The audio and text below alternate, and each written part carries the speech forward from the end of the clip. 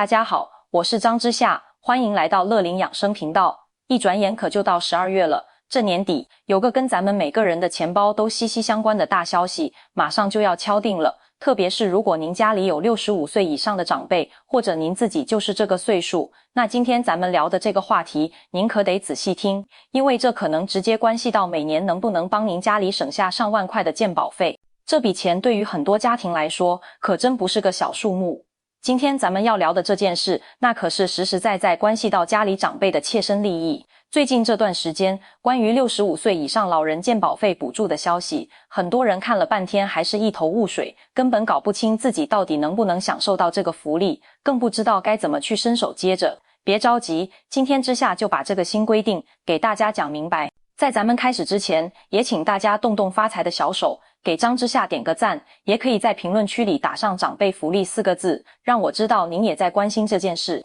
当然，更别忘了点亮订阅，关注乐龄养生频道，这样就不会错过对您和家人有用的资讯了。咱们首先得弄明白，为什么突然间这件事变得这么重要，这就得说到咱们正在面对的一个大现实了。根据最新的数据推算，到了2025年，在咱们的社会里，平均每5个人当中就有1位是65岁以上的长者。这意味着什么？这意味着我们正在以前所未有的速度跑进一个超高龄社会。人上了年纪，身体各方面的机能难免会有些小毛病，看医生的次数，对医疗资源的需求，那可是会比年轻时候大幅增加的。但是咱们引以为傲的那个健保制度，它就像一个巨大的蓄水池，里面用来支付大家医药费的水，源头可是咱们每个人每个月按时缴纳的健保费。现在的情况是，用水的人，而且是大量用水的人越来越多了，但往池子里注水的主力军，也就是那些正在工作的青壮年朋友们，他们的人数和比例却在慢慢减少。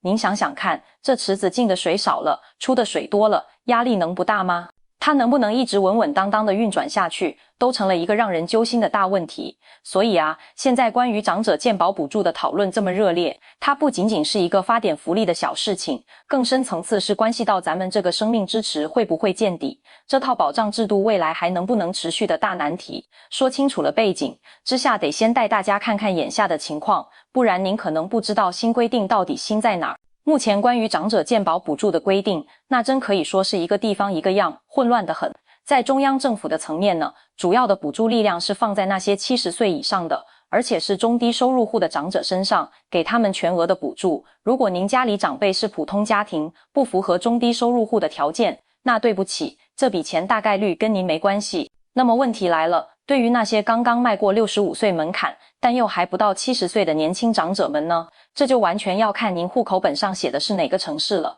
真应了那句话，同在一座岛上，命运却各不相同。我给您举几个例子，您一听就懂了。比如说，您家老爷子今年刚好65岁，如果你们家户籍在基隆市或者是新北市，按照眼下这2个地方的规定，这个岁数是拿不到任何健保补助的，该交多少钱1分也不能少。但是如果您的户籍是在台北市或者桃园市，那情况就不一样了。只要您家老爷子去年申报的综合所得税税率在 20% 以下，政府就会出手帮他交这笔健保费。咱们再把目光往南移，看看台中市、台南市、高雄市这些地方，他们的门槛卡得更紧一些，要求您的综合所得税税率必须在 5% 以下才能拿到补助。您看，同样都是为台湾社会奉献了一辈子的65岁老人，就因为晚年居住的城市不同，有的就得从自己养老金里抠出钱来交保费，有的却能享受减免，这搁谁心里能没点想法呢？这种不公平的感觉，就像一块石头压在大家心里。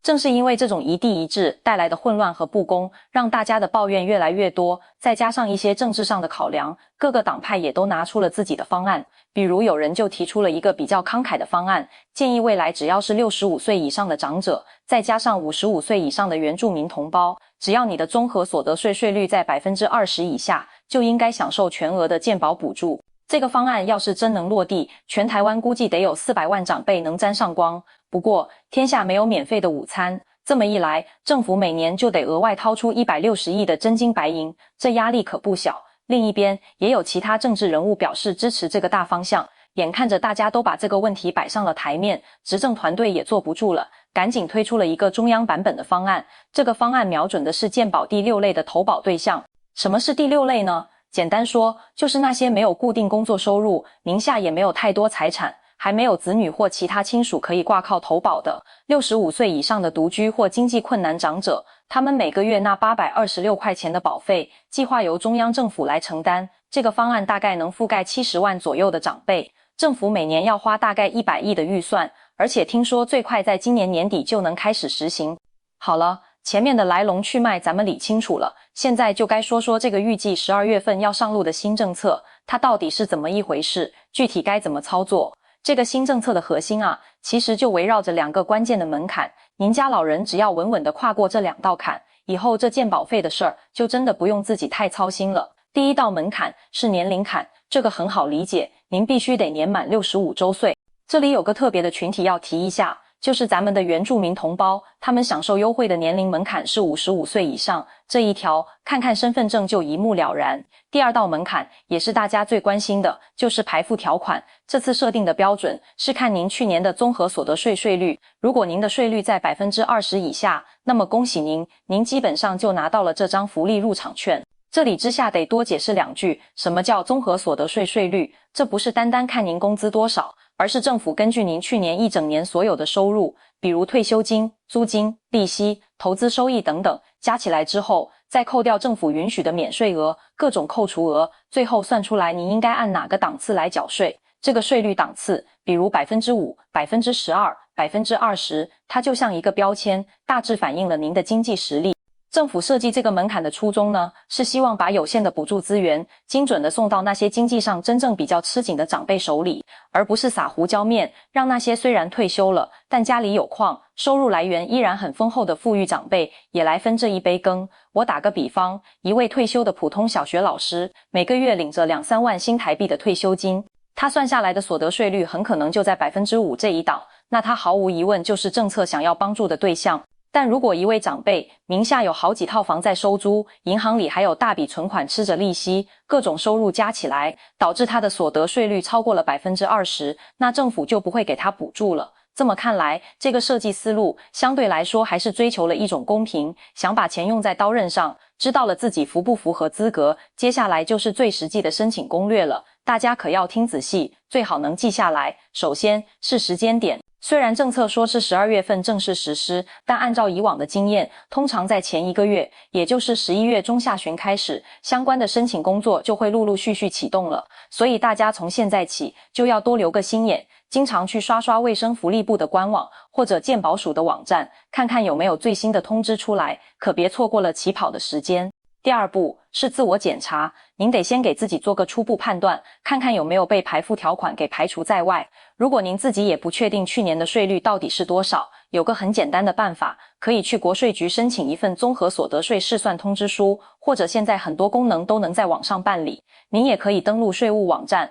查一下自己去年的报税资料，清清楚楚的看看税率是不是落在 20% 以下。如果您的收入情况有点复杂，刚好卡在 20% 这个线上下徘徊，心里没底，那我强烈建议您直接打个电话给健保署的服务专线0800030598，找专业人员问个明白，这可比自己瞎猜靠谱多了。第3步就是准备材料了，这可是关键一步，材料备齐了，办事才顺利。一般来说，您需要准备好申请人的身份证正本和复印件，如果是由子女代办，那代办人的身份证也得带上，全家的户口名簿或者近期的户籍誊本，这是为了确认家庭成员关系，以及最重要的所得和财产证明文件。说白了，就是您去年报税的相关资料，或者去国税局申请一张纳税证明书。这里要特别提醒一下，如果是那些没有任何收入，也没有财产的第6类长者，可能还需要签一份切结书，自己书面说明一下经济困难的状况。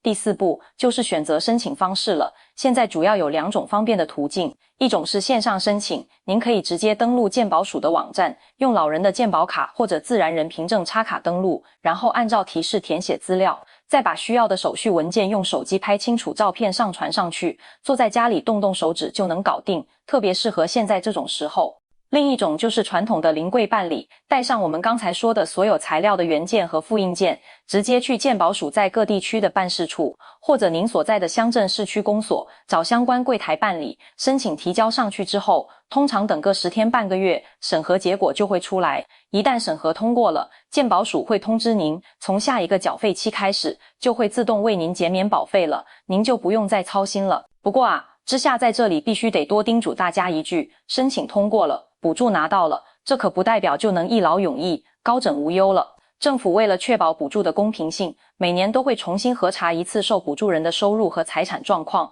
如果您家的经济状况发生了比较大的变化，比如突然多了一笔可观的收入，导致新的所得税率超过了 20% 那条线，那么您的补助资格是会被取消的，甚至有可能需要把之前多领的补助给补缴回去。所以咱们一定要诚实申报，千万别为了贪图一点小便宜而埋下更大的麻烦，那可就真是因小失大了。说完了最实在的怎么省钱，咱们的思考不妨再往深处走一走。一个政策好不好，光看它能不能发钱是不够的，还得掂量掂量它是不是公平，是不是有长远眼光。首先就是一个很尖锐的世代公平问题。咱们来想象一个画面，一个刚毕业25岁的小伙子在台北辛苦打拼，月薪好不容易拿到3万块，付完房租、吃穿用度，每个月所剩无几，压力山大。但他每个月雷打不动要交750块钱的健保费，而住在他隔壁的一位68岁的退休老伯，靠着早年买下的3套房子收租，每个月啥也不干就能轻松收入10几万，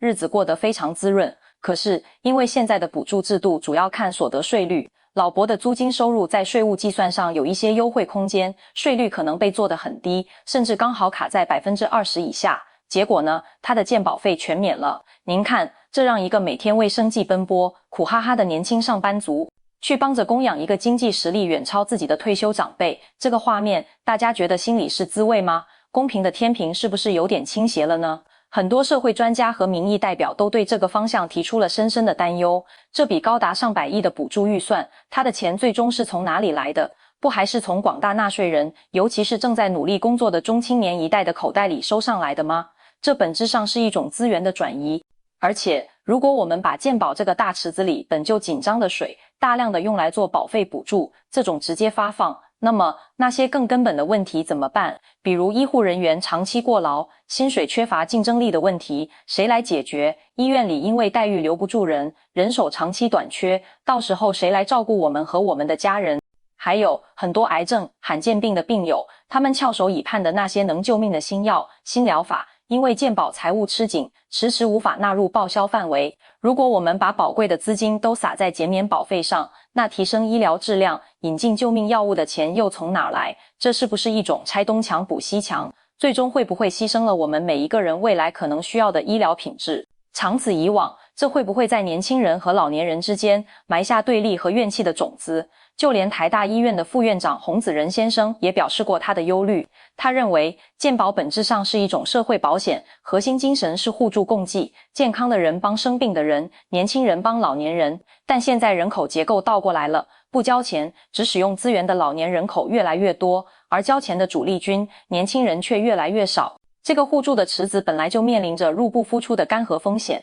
如果再大规模的推行免保费政策，只会让这个池子的水流走得更快，整个健保体系崩溃的风险就会越来越大。事实上，目前全台湾已经有超过400万人是完全不用缴纳健保费的，新的政策实施后，这个数字必然还会继续往上爬升。还有一个更根本的结构性的问题，咱们现在的健保费计算主要盯着的是薪资所得，这就意味着广大上班族、打工仔是承担健保资金的主力部队，但是很多真正富有的人，他们的主要收入来源并不是工资，而是股票分红、房屋租金、银行利息这些资本利得。而在现有的健保制度设计里，这些资本利得对于保费计算的影响远没有薪资收入来的直接和有力，这就造成了一个非常讽刺的现象：一个每天加班累死累活的年轻人，他缴纳的健保费可能比一个身家上亿、主要靠资产赚钱的退休老人还要多。这合理吗？当然不合理。所以越来越多的专家大声呼吁，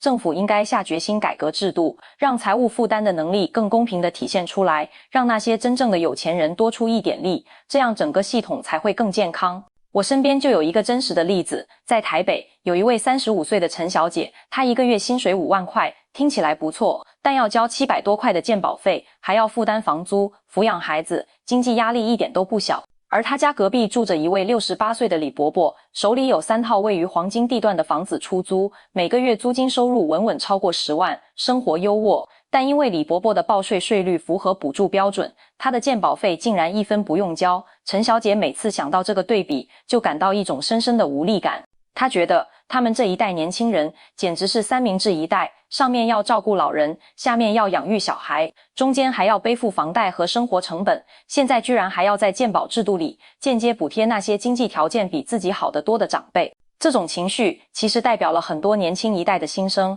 我们当然愿意孝敬老人，照顾长辈，这是应该的，但任何政策都必须兼顾公平性和可持续性，不能为了短期讨好一部分选民，就牺牲掉另一部分人的权益和整个制度的未来。如果我们把目光放得更远一些，数据告诉我们，到了2070年，台湾社会差不多每2个人里就有一个是65岁以上的老人。如果今天我们不着手建立一个公平、有远见的制度，那么等到我们这一代人也老去的时候，那个沉重的负担足以压垮整个社会的财政和下一代人的肩膀。那么可能的解决办法在哪里呢？一些理性的声音认为，不能简单的只看年龄和那张所得税单，真正的排富应该去看更真实、更全面的经济能力，比如核查总资产。如果一个老人家名下明明有好几套无贷款的房子，那他显然不属于需要救济的困难群体，就不应该占用宝贵的补助资源。反而那些工资低微还在为首付和房租发愁的年轻人，他们才是更需要社会支持的一方。把补助的钱精准地投放给那些真正生活在困境中的人，无论是老人还是年轻人，这才是真正的公平正义。另外，与其把每年几百亿的预算像撒糖豆一样全部用于免保费这种消费性支出，是不是可以考虑把这些钱更多地投入到改善我们共同的医疗环境里去呢？比如给日夜辛劳的医生、护士们提高待遇，让他们能更有尊严的工作，加快引进那些救命的创新药物和治疗技术，更新医院里老旧的设备，提升诊疗的精确度。这样的投资就像给健保这座大厦加固地基，升级建材，最终受益的是生活在这片土地上的每一个人。毕竟谁不希望自己或家人生病时能遇到一位精神饱满、耐心细致的医生，能用上最有效的药物，能在最好的设备下得到治疗呢？最后，我想跟大家说说心里话。这个即将实施的健保补助新政策，对于那些收入微薄、经济确实困难的老人家来说，无疑是雪中送炭的温暖好事。家里有符合条件的长辈，咱们一定要积极的去了解、去申请，这是他们应得的关怀。但是，作为社会的一员，我们也要保持一份清醒的思考。老年人的安心，不是单靠免费就能换来的，而是需要一个健康、公平、能够长久运转的健保制度来托底。这个制度必须让拼命工作的年轻人看得到希望和公平，也让安享晚年的老年人感到真正的踏实和安全。只有这样，我们才能共同拥有一个值得期待的未来。现在，政策还在最后的筹备和讨论阶段，这正是我们所有关心此事的人发声的好时机。如果您觉得之下今天的内容对您有所启发，请务必点个赞，把它分享给您的亲朋好友，让更多人来关注这件关乎你我未来的大事。别忘了订阅乐龄养生频道，我是张之夏，咱们下期再见。